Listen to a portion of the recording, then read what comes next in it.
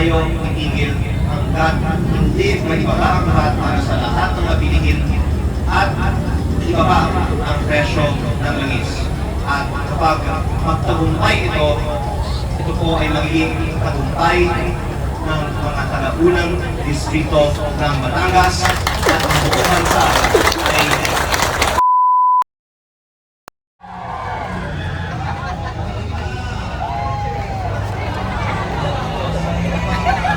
Batanggenyo! Iba pang mga kasama natin mula sa iba pang mga probinsya at syempre sa Kamaynilaan. Ito po ang ating ikatlong araw na sa Liwasang Bonifacio at para sa araw pa. Saksi tayo, araw-araw parami tayo at baka sa susunod na araw mas nadami pa dahil mas maraming mga kasama natin na taga Maynila ay sasama na rin. Dahil hindi lang naman ang mga Batanggenyo ang nagbabayad ng mataas na fees. Ang fees ay pareho sa buong bansa. Pero tulad ng sinabi ko noong isang araw, dahil tayo ang pinaka nagsasakripisyo para ibaba ang fees, sana lang ibaba ang fees para sa unang distrito ng Batangas man lang. Pero pareho na para sa atin, kailangan ba para sa lahat. Kaya ang buong bansa ang makikinabang sa mga sakripisyo ng mga taga-unang distrito ng Batangas. At ito ay may pag-asa na aambahan ang pagbaba ng VAT. Dahil wala namang umaamin na gusto nilang mataas ang VAT. Hindi lang siya ina-actionan kasi akala ng iba sa gobyerno na kayang iwasan ang pagbotohan para sa pagbaba ng VAT. Dahil ang VAT ang nagbibigay ng budget para sa lahat ng mga gastusin ng gobyerno. At sinasabi nila na malaki ang mawawala na buwis kung ibababa ang VAT. Ay tama naman na malaking mawawala ng buwis kasi galing naman yan sa taong bayan. Ang nawawalang buwis ang natitipid ng ordinaryong mga Pilipino. Pero kapag ikaw ay nasa gobyerno, pananaw mo, gusto mo, malaki ang mamamolektang buwis.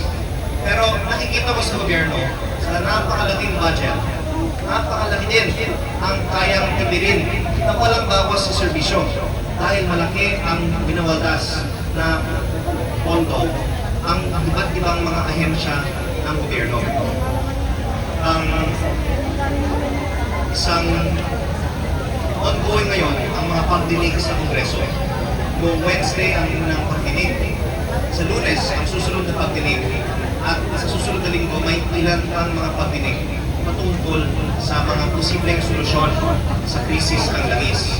Pero ikinalulungkot ko na parang nagkakaroon ng mga pagdinig na wala namang bunga at napakalinaw naman ang posibleng solusyon.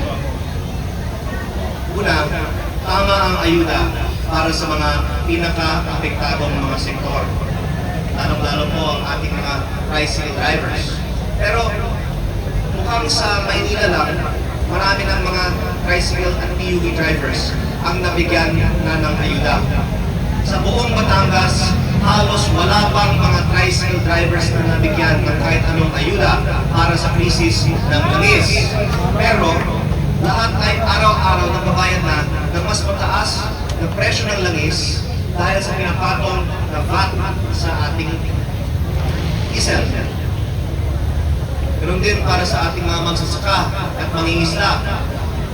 Meron pinangako ang Department of Agriculture na ayuda para sa 4.1 million na magsasaka sa halaga ng 2,325 pesos. Yung halaga na yan ay ganun dahil tinakto nila ayon sa available na budget. Hindi ayon sa pangangailangan ng isang magsasaka dahil mas malaki pa ang karagdagang gastos ng isang magsasaka o mangingisda dahil sa pagtaas ng presyo ng langis. Pero pagdating sa ayuda para sa mga ordinaryong Pilipino, tinitipid ng gobyerno ang ipinamimigay. Pero hindi tinitipid ng gobyerno ang ayuda para sa mga opisyal ng gobyerno. Kaya ang sinabi ko sa ating pagdinig sa Kongreso, bago natin tipirin ang ating mga kababayan, dapat ang mga opisina naman ng gobyerno, lalong-lalo po sa nasyonal na pamahalaan, ang dapat magtipid muna. Masasabi ko po, ito po ay kayang-kayang gawin at kapag lalong lumalakas ang panawagan ng ating mga kababayan para sa mas mabuting tugon sa krisis ng langis, mapipilitan ang ating nasyonal na pamahalaan na bawasan ang ayuda nila para sa sarili nila para may mas malaking available na maibigay na ayuda para sa lahat ng mga Pilipino. Pero ang nakikita kong pinaka-epektibo pa rin solusyon para tugunan ng pagtaas ng presyo ng langis ay ang pagbaba ng VAT para sa lahat ng bilihin at ang pagtanggal ng VAT para sa petrolyo. Dahil kahit na may budget, na-kolekta ito, pinipili sinong bibigyan, pipila pa tayo, at may delay. Sa buong Batangas na halos wala pa nabigyan na Cisco driver kahit na i-anunsyo nung isang buwan pa na may ganitong ayuda. Kaya ang aking pag-asa ay magkakaroon ng oportunidad na pilitan ang pagbotohan para sa pagbaba ng VAT. Pero sa parte ko, hindi ako titigil hanggang ibaba ang VAT. At pwede na lang po sa atin kung kailan natin kailangan na magpahinga na kasi alam ko ang iba sa atin ay nakailang araw na dito. Pero ang importante,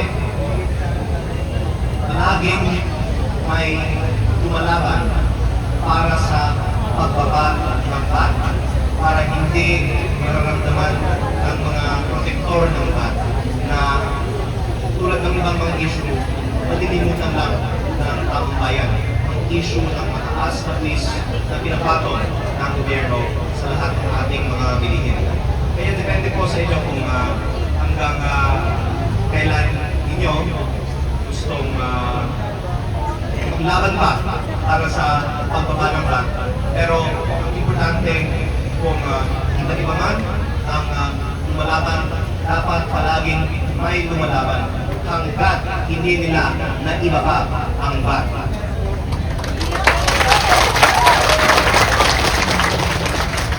At naniniwala ko sa madaling panahon magkakaroon ng aksyon tungkol dito. At baka naman ang kailangan kumbinsihin ay hindi necessary din ito sa liwasang na Bonifacio. Sa Lunes, meron tayong pagdinig sa Kongreso. Pero ang mga mag-a-approve naman ay hindi lahat o hindi karamihan na sa Kongreso. Karamihan nga ay wala sa Kongreso ngayon. At ngayon ay bakasyon sa Kongreso. Ang mga mag-a-approve ng pagbaba ng VAT ay sensitibo din sa overall na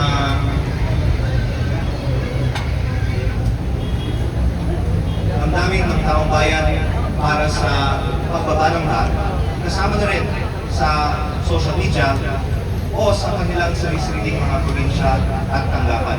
At ang importante, hindi lang tayo sa ating mga bayan sa Batangas ang nananawagan para ibaba ang VAT, pero dahil sa ating sinisimulan dito, mas dumadami na rin ang mga nananawagan na ibaba ang VAT at gumawa ang gobyerno ng mas seryosong mga hakbang para ibaba ang presyo ng lahat ng mga bilihin sa buong bansa. At pati sa Batangas, may mga sa tingin kong pwedeng kumbinsihin pa para aprubahan ang pagbaba ng VAT.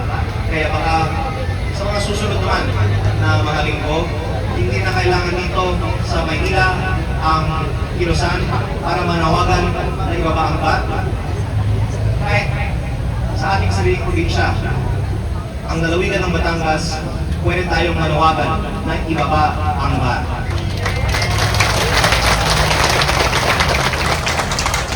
Ito ay kayang-kaya at dapat gawin at hindi tayo itigil hanggat hindi maibaba ang VAT para sa lahat ng mabilihin at ibaba ang presyo ng langis.